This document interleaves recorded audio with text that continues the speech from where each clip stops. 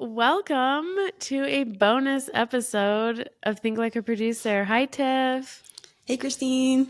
Happy Think Like a Producer. That's what I'm going to call it. Whichever day this comes out on. I Happy Think know Like a Producer. we haven't recorded an episode all year, and we tried multiple times to schedule an in-person recording session for season 4, and the stars never aligned. And so, since we're getting towards the end of the year, we just decided, you know what? Let's record a bonus episode, give an update about what we've both learned this year, what we're working on, where we see things going in 2024. And then in 2024, hopefully, we'll bring you a new season. We'll have so So much to talk about. I know. So we're going to start. We're both going to give a little update. If you haven't kept up with us this last year, and obviously we haven't published any episodes since January, or maybe the last episode of season 3, I think, came out maybe in early February. So we're going to give you an update. Tiff, how about you go first? Because you have Sure. quite an interesting job right now. And then I'll give a little update about what I've been working on this year, and then we'll kind of go into something cool and new we've learned or are using this year that we haven't used in the past. So tell us your update. What you've been working on this year. Yay. Well, I'm glad you said job because this is really technically the first time I've had a job in almost a decade. So, full-time employee for the first time in quite some time, but working with the amazing Tabitha Brown. If you don't know who that is, Google her. She is all over the place. You can't really put her in a box, I would say, as far as what she does. Now I hear construction, but you can't really put her in a box as far as what she does. She is an entrepreneur. She's in Target. She's got her own hair care line. She's got now a podcast that I helped start, and Christine helped me help start for her. And we're just all over the place. The YouTube channel has grown to over 1 million subscribers, and it's the lowest technically of all of her social media accounts because she's just everywhere. But I do think next year a lot more acting will be popping up and everything, so you will see her a lot more. But um, it's been a great year. It's been a busy year. Like Christine said, it's been hard to uh, hit the brakes and take time to do things like a producer, really because it has been such a learning year for me. But overall, that's what's new. Full time employee, she's the only one that could lock me down like that because other people have definitely tried and I was like, no thank you, I like my freelance life. But she was, if I was going to be full-time employee, like she would be the person obviously that I would want to go with. But yeah, it kind of just thinking about what 2024 will be. But for the most part, if you need me right now, consulting is pretty much all you're going to get. But I, of course, have a whole bunch of great people that I can recommend and everything when it comes to things, when it comes to video recording in Los Angeles, you know, all the production side of things that I used to do. But for right now, consulting is kind of where I'm at. But yeah, working with Tab has been amazing. Going on her book tour last year was amazing. Being on set with her for Tab Time was amazing. She's probably the only client I've had, or I guess now boss that I've had that there's so many different categories, so many different boxes that she checks that everything keeps changing every couple months. So for me, I liked freelance life because I get bored really easily. Like I like change, I like new things, I like a new challenge. But this has been only 1 year, and it's been new challenges every quarter, if not sooner than that. So it's been great to work with her. But that's pretty much my producer update. Full time producer for Tabitha Brown. That is the new title. And how many podcasts are you currently producing just for her? She Podcasts, has YouTube one. shows, whichever. She's got 2 YouTube shows. So it's one main well, technically 3 YouTube shows. Okay, it's hard to describe. So the podcast is Fridays with Tab and Chance, right? That is her podcast she does with her husband, and that is available audio and video on YouTube. Then there's Very Good Mondays, which is strictly on it's not strictly, it's on YouTube, Instagram, and Facebook. She actually posts a full episode across all of her social media. But that one is supporting small businesses and reviewing products. And so that one, Very Good Mondays, comes out on Monday. That one is not really a podcast, but is her YouTube show. And then Tab Time, which is her kids show, which I am not a producer on, but that's actually how I met her and connected with her. Was working on that show when she was doing it. I think season 2. But for right now, that's the 3 shows that people can find on YouTube. But Very Good Mondays and Fridays with Tab and Chance is on her main YouTube channel, and then Tab Time has its own YouTube channel, and it's for kids. Like, I want to say ages like 7 and younger, but anybody can watch it. Didn't she just get nominated for that show again? Yup, her second Emmy nomination as a host, which was cool because I was on the season that like the whole show got nominated. So I don't know, by proxy, got a cool Emmy nomination in there. But yeah, she is on good research, Christine. She is on her You're second welcome. Emmy nomination right now as a host for it. So yeah, Tab Time is the big flagship show.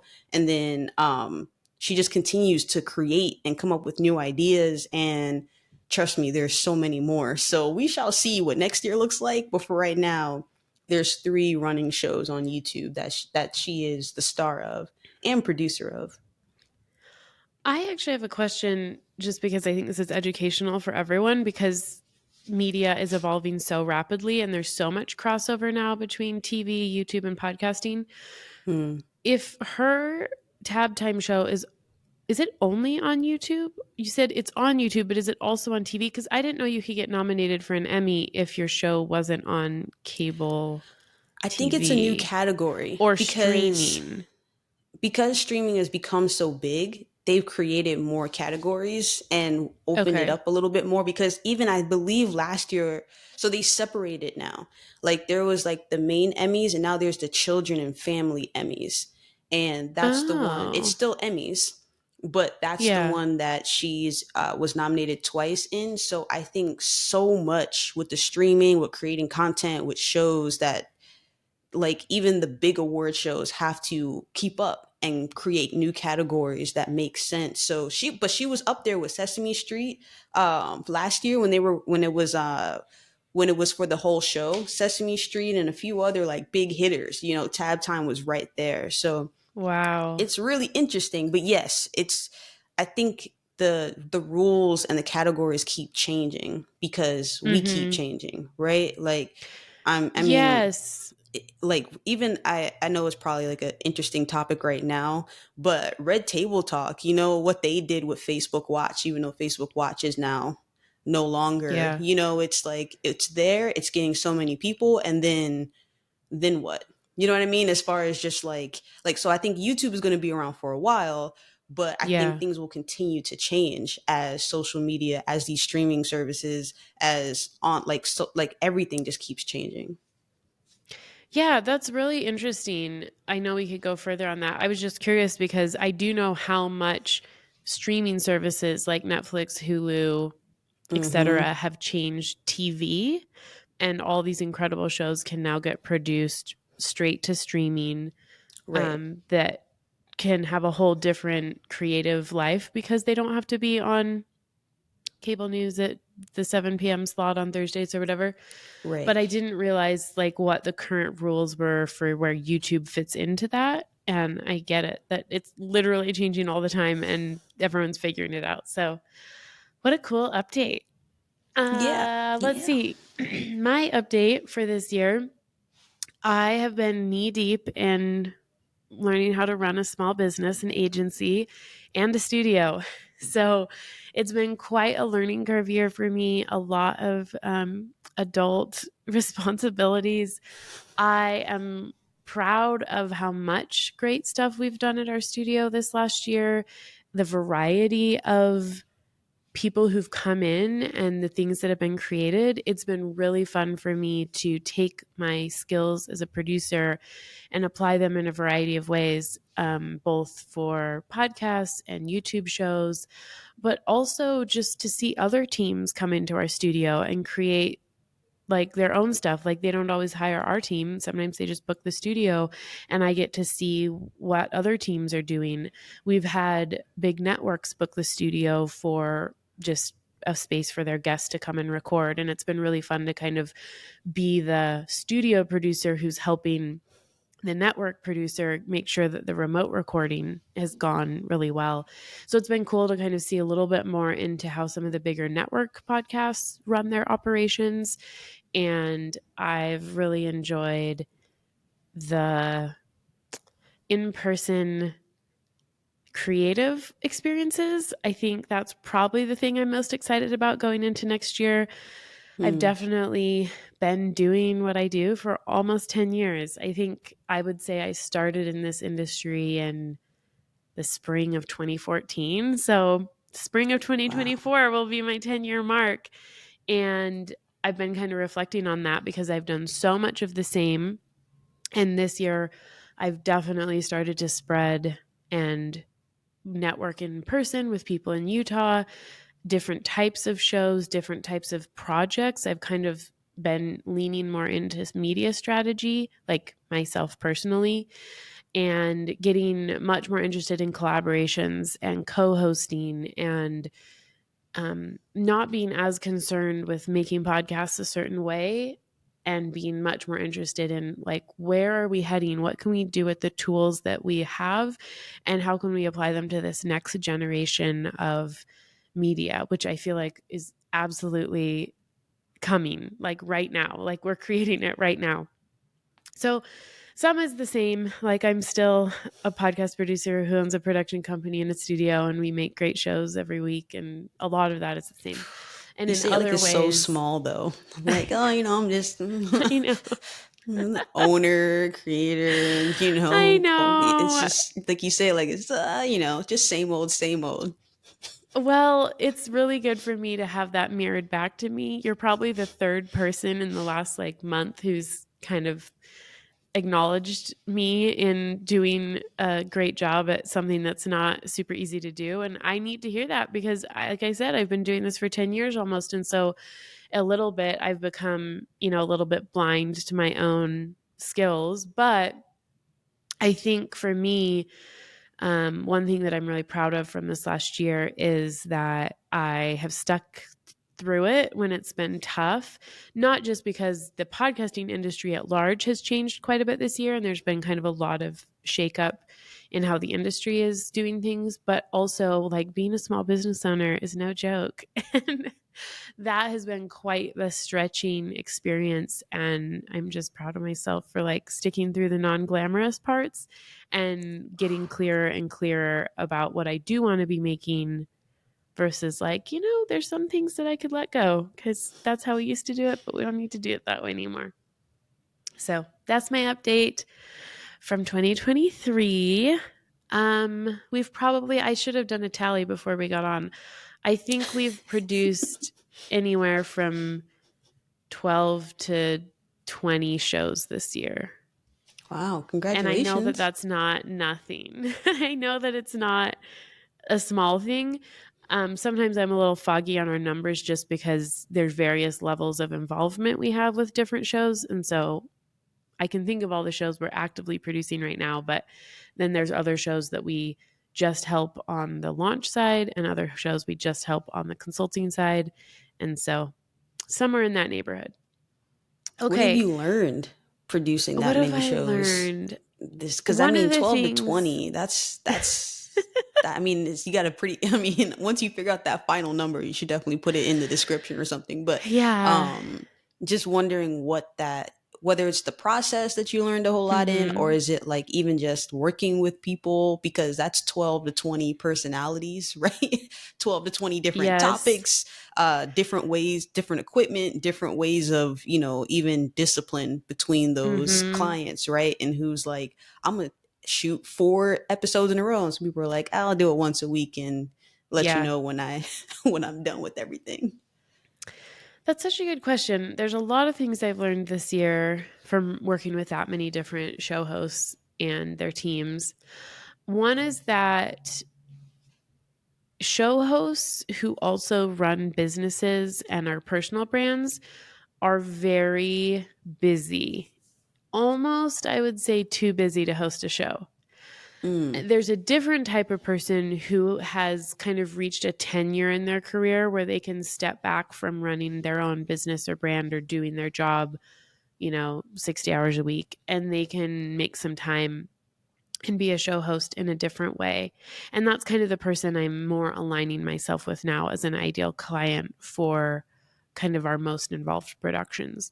So one big lesson this year has been that business owners and personal brands who are actively in the weeds of their business doing everything are pretty busy, and I shouldn't expect them to be the kind of show host that I would expect of someone who has the time to literally treat this like a job. And so that's been a good lesson this year. I'd say another thing I've learned from working on that many shows is that one of the biggest joys in making your own show is the show host gets to have the most fun because they get to actually show up and be the curator of the conversation. And it's Right. been really cool to see the joy that that's brought to so many clients. On the back end, in post-production, it's a lot of the same. We don't necessarily as a team get that same level of joy and magic. I'm not even saying this is like a good or bad. I'm just saying sometimes because so many of our clients are in the same industry or have referred each other to us, we have literally had the same guest on 3 different of our shows within the same week. So for our Wow. team, we can be literally producing very similar conversations. And so the little bit of that magic and fun gets lost, and it's okay, it's our job, like we are producers. So like don't feel bad for us. But what I've noticed is the client, the show host, is having amazing time recording these conversations because it's the only time they're having that conversation. And for them, it's Hmm. brand new and fresh and awesome. And so that's been a good perspective where, like, from a production house point of view, it's like we are just here to get the thing best as it can be for the audience and get it published. The show host is having a whole other experience because they're getting to have these conversations and be present and curate a really unique, interesting conversation that's the only conversation they're going to have with that person. Versus on the production side, we may hear that same guest on multiple shows within a week.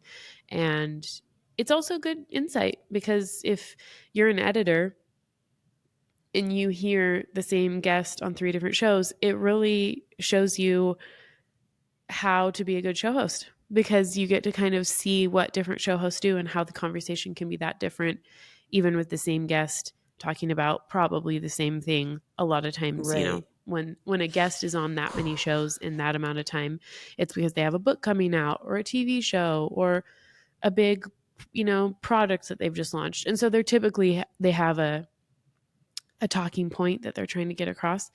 But it is Right. insightful when you hear that same person on multiple shows in a short amount of time. You kind of can pick up on, oh, interesting, this guest or this host asked this question, which led the conversation that way, versus this host asked the guest that question and it went that whole way. So it's one thing we've I feel learned. like It that's a really big is. challenge for people. Yeah. Change it up. Well, But yeah. I think I do have more thoughts on here. I guess I could go down a rabbit hole, but I won't. It's more important for me to remember as a producer to never diminish the experience that a show host is having just because Mm. my production team may have been like, oh, yeah, we've heard this before. It's like, that's not the point. The point is that show host and that audience of that show may have never heard this before. So let's treat this like it's the first time this is being said and give it that much care and attention. That's beautiful. See, that's producer life. I keep learning from you because Aww. that's what I'm saying. I don't want to say I get bored easily, like I said earlier. More just like that was an issue for me.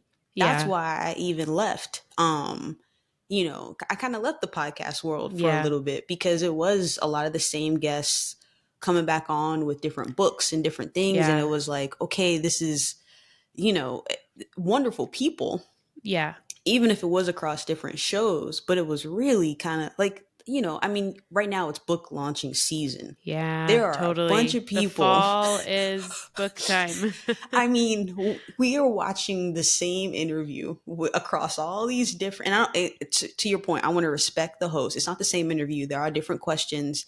but it's about the same book. Let's say that Yeah. it's about the same book, or with the same guest across all these major podcasts, all these major interviews. And I think as a fan, you're probably only listening to your favorite people, right? You may not Yeah. actually be listening to the 5, 10, Right. 15 interviews they're doing. You probably just listen to the podcast that you love the most. But as a producer, right, as someone who has to keep up with everything, who has to look Yep. at, who's big right now, what's going on, and what is everybody talking about, so I can continue to make relevant content or suggest relevant content to my client. It's kind of like, it's just interesting, the that perspective that you just said, because that really kind of woke me up. Like, you get to respect the individual and the excitement that they feel, because this is their once in a lifetime moment to have that Yeah. conversation. And every interview will be a little bit different. Every person is unique. But again, that's the true producer in you, the kind Christine human that you are. Because yeah, I mean, that was really the reason why I was kind of out of our industry for about 2 years, Yeah. and just started, kind of over a little bit, and Yeah. then came back with Tabitha. But overall, I really needed a break from, or I needed to see something different. Yeah. Uh, and now I feel like I am working with someone who's so unique, who isn't even, this is the first time I'm not doing interviews. This is the Yeah. first podcast I've worked on that's not an interview podcast.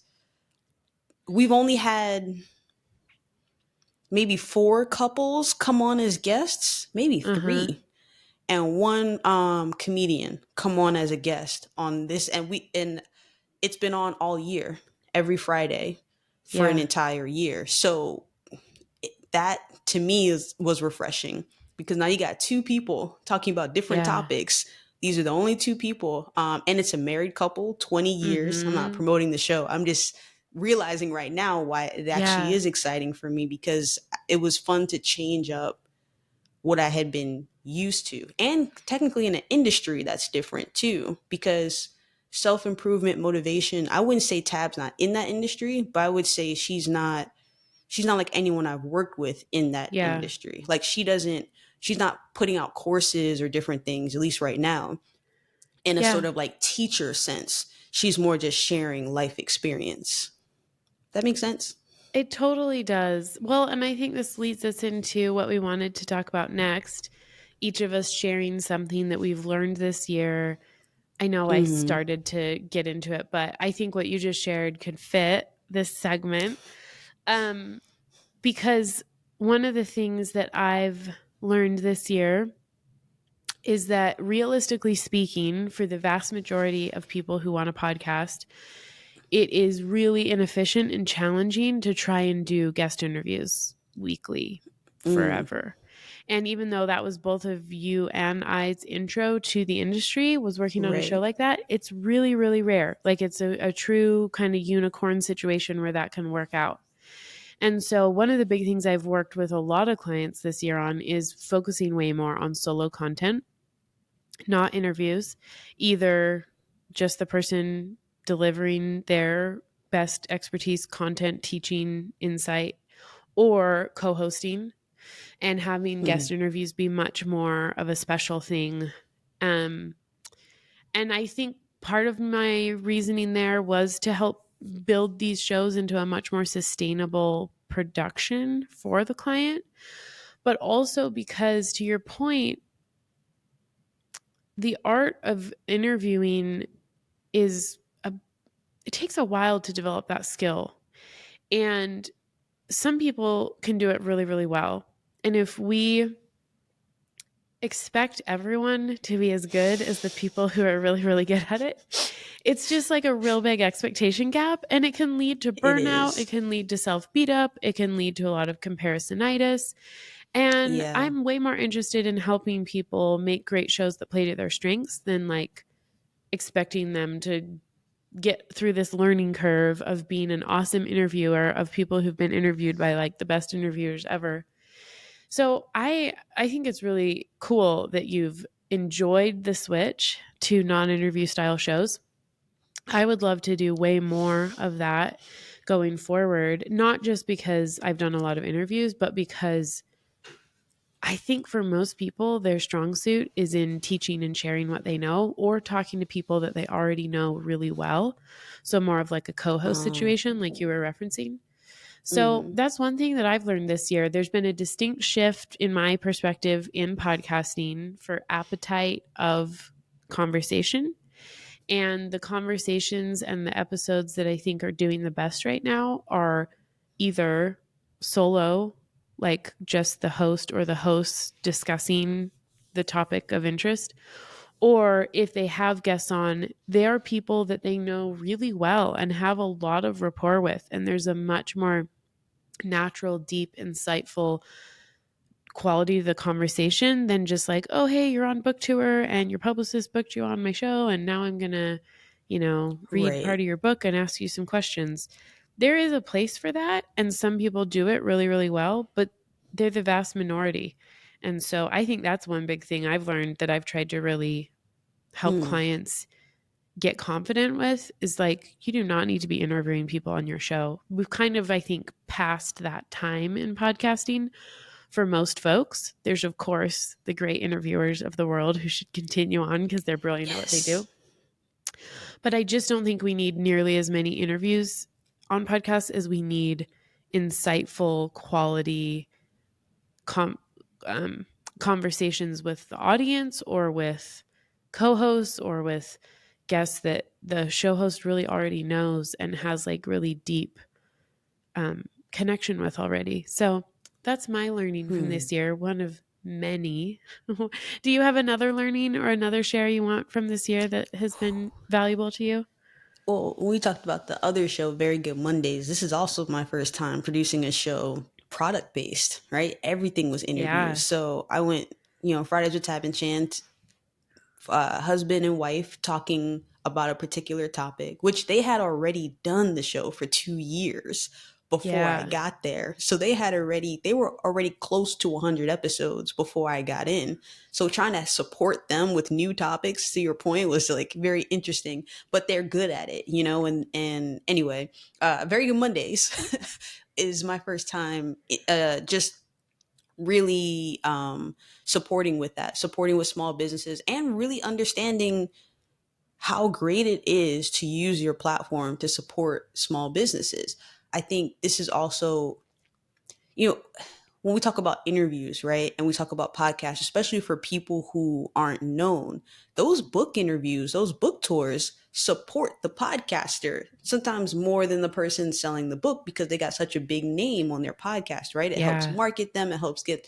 So it's so interesting because the whole point of Very Good Mondays is to leverage a big platform to support small people coming Yeah. up, right? Where everything else I had done was the opposite. It was like, oh, this Yeah. person or this guest is going to get us more views, or we're going to leverage their audience.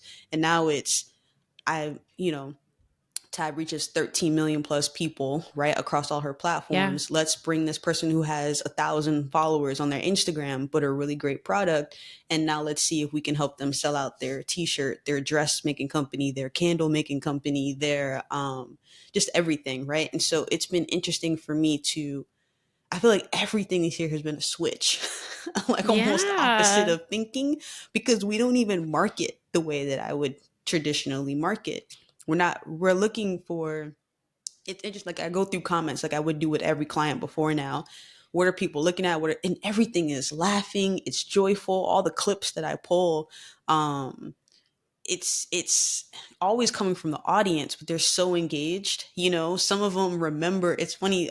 I thought of an episode topic for Fridays with Tab and Chance based on a comment because she has such diehard fans that they were Uh-huh. referencing something from 3 years ago. So I went back, found that episode, and then we did an episode that was an update to that episode, right? That's But cool. it's all the fans helping me Yeah. with the content.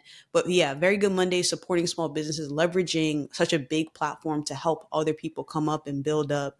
That's been new. Reviewing products and websites, like I've never had to do this before. And supporting with that, and just really, really grateful and thankful that Tab did all this by herself. before, I was there. She Yeah. produced and did all these things and interacted with all these businesses and did all this stuff all on her own. So it's been learning in one sense of just two new shows that I've never had the opportunity to produce that kind of content.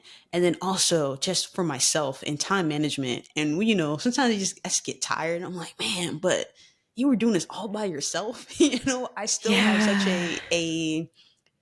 uh, a love for the entrepreneurial spirit because there's such a drive. It's not just with her, but other clients that I work with that I think we worked with, where you're just like, man, it's not. I don't, we're not promoting not sleeping, right, or not Yeah. taking care of yourself, but the drive to, you're just not going to watch TV. You're not going to relax Yeah. this week because you got three, four things that are so um that draw so much fire from you that you're so willing, like that this other stuff doesn't matter, you're going to engage in this. So she definitely relit um that fire that I had working for people like Yeah. this that are just so driven and so motivated that they're not thinking about how much time do I have today. They're thinking about the impact that they're going to make. They're thinking about the people that they're going to support. So needless to say, I'm very excited about what I've been able to support with over the last year, and what's coming up next year. I still don't know, but I'm very excited to be a part of the team again next year. And to just keep learning. I still feel like I only understand about 20% of what she does. So I still got a lot of learning to do. And it's great to work with someone that wants to, slowly, Yeah. get me into understanding the other parts of the business. But I will say, this is the most interactive I've been with somebody in their show, Mm, because she's a comedian in my mind. She's way more yeah. than a comedian, but she definitely has the comedy improv under her belt. And so a lot of times you'll hear her call out production or tiff or whatever, when she's making a joke or something. And there's a couple episodes where you'll actually get to see my face and certain things when she's talking about me and stuff. And so it's really been the first production I've really been a part of where she says my name and the fan base can sometimes recognize me in different things. It's really really interesting to see someone that just wants to continue to see the people around her win, in whatever Yeah. form that is. So yeah, it's been, I could keep going. I almost control myself because it's probably so many other things this year that I've learned. But right now at the Yeah. forefront, just producing two shows that are different and working with someone that just continues to amplify people with not as big of a voice and platform, and to just has this drive that I just love to be around every day. Like that's Mm. 2023, everybody. That's my Jordan year, 23. Man. Oh, that's awesome. That's so inspiring to hear. It's just really cool. I think for everyone listening or watching to hear that that is possible and that within this media world that we've been working in for years, there is enough space and evolution for personalities and shows and companies like that to do really well. I am personally thrilled to see the amount of diversity, not just in like race or gender, but in age and topic and personality and lifestyle come into this world of online media. Because I think when you and I both started in it several years ago, it was like a lot of the same type of person who was making Yeah. shows and kind of being seen. And it's And it felt really, like a really young cool. person's game. It Definitely definitely, felt like a unless you young were person's a TV game. personality or something, it Yeah. was like more like, oh, this entrepreneur. And even, yeah, I'm not gonna go on that rabbit hole. Well, But to your yes, it point looked it though, looked a lot like. even in the last year, three major late night TV talk show hosts have left TV to go to podcasting. Trevor I saw Noah, James Trevor Noah. Corden, and um, Tosh, somebody who I didn't even ever watch his show. But three late night TV talk show hosts have left TV this year and gone to um, podcasting or, Mm-hmm. or forthcoming podcasting. And so I think there is like a whole lot of switch up happening and diversity entering the space, not just like celebrities from, 2020's explosion of podcasting while everyone is home, a lot of those didn't stick around, but like actual trained professional media hosts are leaving TV Right. and going to podcasting. Not like everyone's leaving TV. That's not what's happening. But at a certain point in media host careers, when they're kind of done with the late night TV talk Right. show situation, there's now this really cool space for them to go. Like David Letterman with his Netflix series, which you could totally, see as a podcast. Jon Stewart obviously had a podcast and an Apple TV show, and he's not going to continue the Apple TV show. He's just going to continue with the podcast. So it That's is really cool. interesting. And then obviously during the writer's strike, the five current late night TV talk show hosts all did a podcast together, Strike Force 5. And that did really well. And they are all comedians. So, no big surprise that it was entertaining. But it Right. was just kind of cool to again see from the kind of tippy top of trained media show hosts, they all have kind of dipped their toe into podcasting or completely switched over to podcasting as like a really viable medium to share their talent. So, okay, let's wrap it up with, maybe we thought it'd be fun to share either something we're predicting about this world we work in 2024, or something we're excited to explore or create in 2024. Should I go first, or do you want to Yes, go go first? first. I gotta think Oh, about mine for a little bit. okay. Well, this won't be surprising to anyone who's been like watching our YouTube channel, Worthful Media's YouTube channel, or on Worthful Media's weekly emails. But I think for me, the big thing I'll be focusing on learning and exploring is AI and how it's best fitted to use within media production. We've already made several changes on our internal team operations to use AI for things like show notes to help with unedited shows. So, like right now, Tiff and I are recording on a platform called Riverside, which we recommend to anyone who's remotely recording. But I've known about Riverside for years, and it wasn't until this year that I was like, you know what? I really think it's worth using now for an unedited AI supported show, because we're really not going to edit this episode in like Adobe Premiere like we normally would. We're just going to use the tools on Riverside to clean up a little bit of things, kind of enhance the audio, put together the video on an audio, and we're just going to publish it. And that's a big change. Like, we didn't really have a good option for show hosts before this year, I would say, for having kind of a minimally edited, good quality audio video show. And now we do. It's not perfect. It's not the same as if a human went through and edited the show. There's not going to be Right. graphics. There's not going to be like perfect transitions. Um, Obviously, you're going to notice like there might be a little bit of stuff that we could have cleaned up if we had wanted to, if we had taken it to like a traditional editing software. But I've been really excited about how quickly AI has been kind of rolled into a lot of these podcast production tools, specifically with video. And so I'm excited for that to make editing or not editing quite a bit more accessible to a lot of people. So that's a big thing we're internally at Worthful Media, my company, we're going to be doing next year. We've already kind of started with a lot of shows.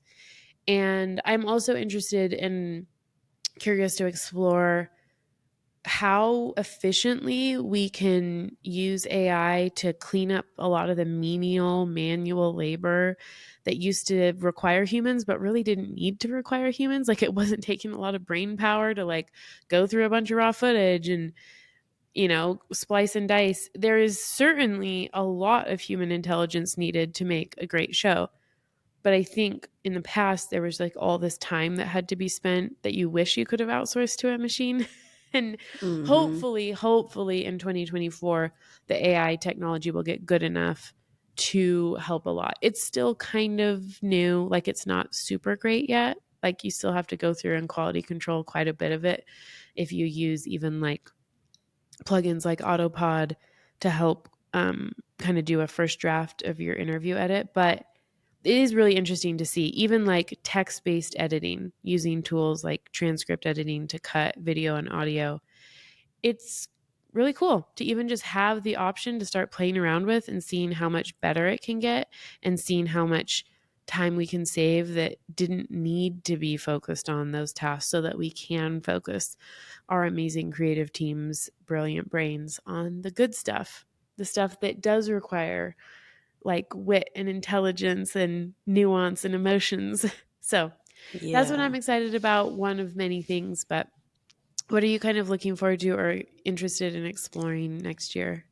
Before I answer that, I just want to, for all the people who are scared of I feel like we should kind of talk about it because as you were talking, and as the conversation has been coming about AI, even like the actors strike, right, and Mm-hmm. protection, um, when it comes to these things now. When COVID hit 2020, my whole job was almost gone because of Yeah. the tools that we're using right now, Riverside, and these things Mm-hmm. where it's like, oh, we could do virtual, right? It was almost like Yeah. people were continuing their podcasts. They weren't booking people in person because it wasn't safe. We had to figure out what was going on, and my business almost completely tanked, and but people still needed me in the sense of they needed to know which mics to get. They needed to know how to plug up their camera. There was still a skill Yeah. set that I had that, to me, everything is time, right? Like, could you look up on YouTube and figure out and go through all the reviews? Sure. Or you could go with someone who's already obsessed with it, already watched all that stuff and can support you with those things. So I just want to say that, like, I think AI is, because I'm thinking of editors, right, who Yeah. now probably have less work because people are using AI tools to edit their videos or to do things a little bit differently, and to just shout out to people that we are still very valuable. I think that all these new tools, even social media, right? How it took away from a lot of people's jobs when it first came out, right? Because now everyone's marketing and branding on their own. A Yeah. lot of marketers were like, well, what do we do? Yeah. This is like a call to continue to learn, to build a new skill set, to figure out if you are an editing company and you're like, shoot, we could take on more clients because we can use AI to actually bring in more clients and more time for us like that. So just think about it like that. Think about these tools as something that's going to support you and challenge you to learn a new skill set, but not something that's going to take away from your work. I just wanted to say that because I never Yes. really talked on AI, but I keep reading all these things and it really feels like it's scary for creatives. Oh. Depending on the way you use it, Yeah. right? Like the artists, the Right. writers, like AI doing it, not just the transcripts, but now can take your transcript and rewrite the articles and different things on your website. Like, Yeah. I do feel like this is a call to action for a lot of us to continue to build our skills, but to see how we Mm-hmm. can utilize these tools too as artists and not just feel like we're about to lose a Yeah. bunch of clients or a bunch of things Yeah. because we don't have it. So I just want to say that. I don't know your thoughts on it, but I know as a technical person, as a person who editing was at one point a very big portion of my job, it's like Mm-hmm. it's scary sometimes when these new things come and you say, "Oh yeah, we're going to figure out how to use these tools. We don't have to edit as much." But if your whole job is an editor, like you might Yeah. be listening going, "Whew, well there goes another potential client." Yeah. Well, that's a good point because I've never, this is from a producer's perspective, but like I've spent, I don't know how many hours, over 1,000 editing audio. And I Mhm. would be thrilled with a capital T if AI took over that job. And I don't think it will be able to 100% because there Right. are certain nuances to a certain type of show that it will take a very long time to train a machine to be able to do it with the same level of um, interest and nuance and quality that would be interesting to an audience. But Mhm. if there, in the very near future, is an AI plugin that will allow a piece of audio to run through and clean up a bunch of the really tedious, mindless speech cleanup that I used to have to do manually, I would be like overjoyed. And there are tools that are in beta right now that people are playing around with and using. There wasn't a lot of my brain power going into that. It was like tedious. There were other parts of me as an editor that I just knew that what I was doing was like gold and that a machine couldn't replicate that. Because I don't even know how I could have trained a machine to do some of the things I was doing because it was so nuanced. It involved me being in the studio live during the recording, seeing things that were happening that you couldn't tell a machine were happening, of what to keep and what to cut and how to make that work. But the stuff that was so tedious, that was like, I knew when I was editing, I was like, gosh, it would be awesome if a machine could like do the first pass and, you know, take 70% of the time that I had to take listening to this raw recording and cleaning up, like in a heartbeat. And where I get excited about AI in my world, in the world of media production, is not taking away the creativity and magic of editors, but in freeing their time up to actually do what they're so brilliant at. And I'm just speaking in audio. Video takes way longer to edit than audio, and it is super Mm-hmm. tedious a lot of times. And it's not like when I talk to our editors, our video editors, and I'm like, hey, do you think any of the AI tools that have come out yet are good enough to replace some of what you used to do? They'll just give honest feedback. They're like, we've tried it. It's still not quite the quality that we do. So we have to go back and proof everything. So it's taking the same amount of time still between Right. running it through the plugin and then going back and proofing everything and adjusting as needed. But I have to believe that when the AI plugins get good enough to do that first cleanup pass as well as a human would, whether that's taking out long pauses, speech ticks, um, cutting off segments that weren't clean, then the video editors can go in and do brilliant work that's super human powered, where they can see the emotions and the moments that they're like, oh my gosh, let's pull this out and make this really cool thing that they just didn't have time to do before because they were on a production deadline and the minimum had to be met, which was, clean speech and not choppy jump cuts. And I'm just like thrilled for the thought that human editors will have their time freed up to do the really, really good stuff and machines can take over the tedious stuff. And I am an optimist, and I think there's tons of really gnarly, bad things that AI could do, to state the obvious, deep fakes. But I, to your point, in no way see AI replacing humans for quality work. There's some stuff that's like no one was doing quality work in that type of show anyway. So it's like just outsource it to machine because no one was having fun making that lower Yeah. quality show anyway. Um, and I'm not saying that as like a judgment. I'm just saying like if the No, it's like production people. quality, I mean, I don't mean to cut you off, but it's like for people who don't have a budget to hire a yeah, person, this is going to be yes, great for them. You know what I yes. mean? So I understand what you're saying. I didn't mean to cut you off. Continue. Well, you said it pretty succinctly. I just get excited about being able to bring work to my team that's something they're genuinely excited to work on, versus in the past it was like, hey, this is what we got and somebody has to do it. So I'm sorry it's not more creative. But this is That's what it's going to be.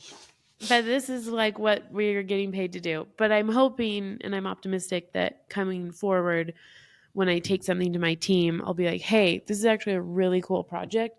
And you can spend 90% of your time doing the creative, cool stuff on it versus 90% of your time doing speech cleanup and making clean Yeah, cuts.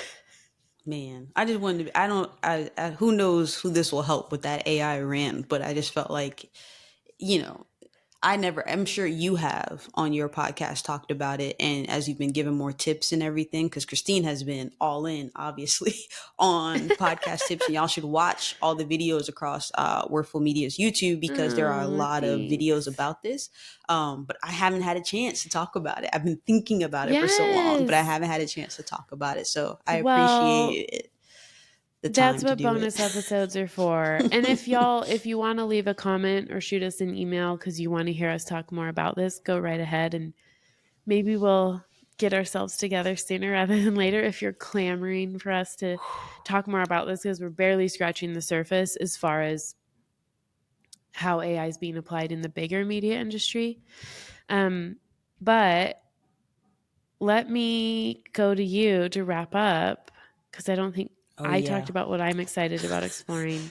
You went on an AI Rant. insight. And now let's hear what you're excited about, either exploring or curious about to see what happens with something in media in 2024.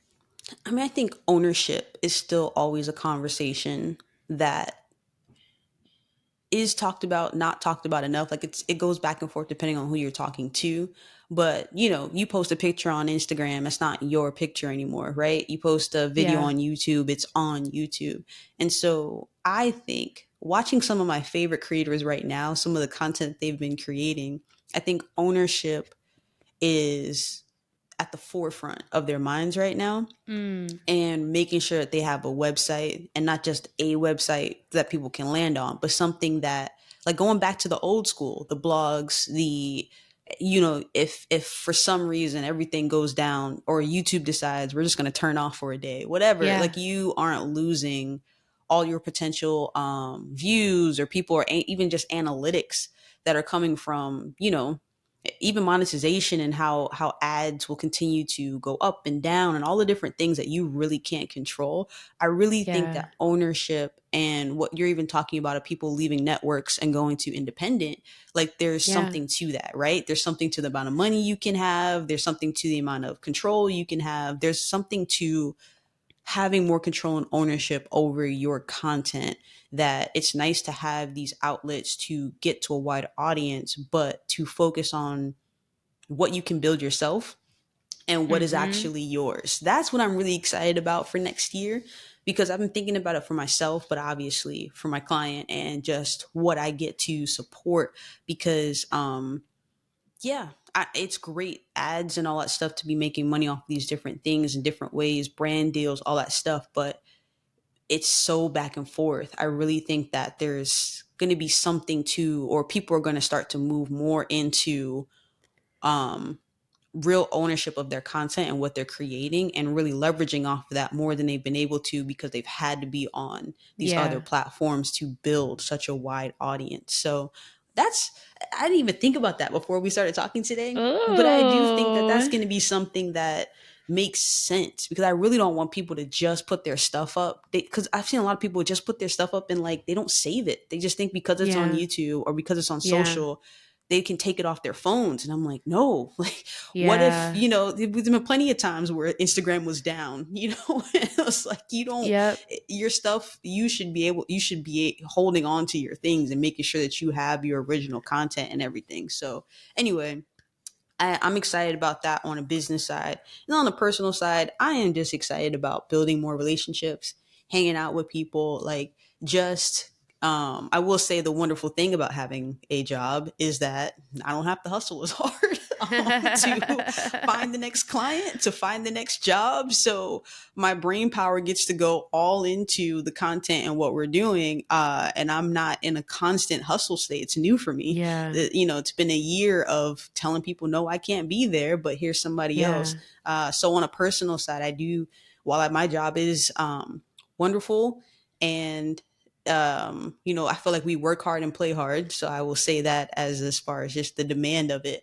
But there is time that I don't think I had Yeah. before, at least from just in my mind, to be able to think about other things. So I'm very excited about that on a personal note. But I wanted to ask you, on a personal note, what you're excited about for 2020. Business is business, but we're people too. We're I'm humans too. I'm excited for creative inspiration to return to my life. I Hmm. have felt pretty disconnected from creative inspiration for the last couple years, and I feel it's starting to come back into my world. And I'm really, really grateful, because I am a creative person, and a lot of my joy and my energy and my passion comes from creative projects, and I am feeling disconnected from that. Has been a hard slog. I've definitely felt not quite myself the last few years. And when I think about something I know that I can have control over and work on next year, it's doing creative projects that I'm genuinely inspired by, with people that I really want to work with. I'm not just talking business. Like, I've been reaching out to friends about show ideas I've had to make, kind of just for fun. Sure, they'll be case studies, for showing the variety of shows you can make. And I'm looking forward to that. I think it will be a big boost to my own energy and my own desire to keep going.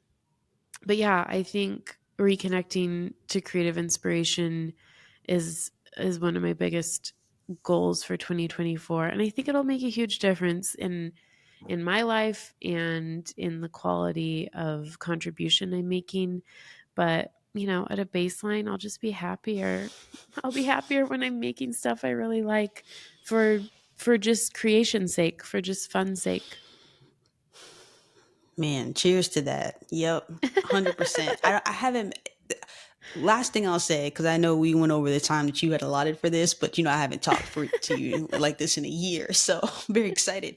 Uh, to all the creatives out there who work a 9 to 5 or who freelance and you're constantly creating for other people, it makes sense that you have this draw to make something Yeah. for yourself, to make something that's not, it could be something you get sponsored or paid for or branded, but if you are feeling a bit of a lull or you're like, man, this used to be everything. Why am I not feeling inspired? Just because what Christine's saying feels so relatable to me, again, with that whole like, it's maybe when I said earlier, maybe getting bored was the wrong way to say it. It's more just like uninspired because I was, Yeah.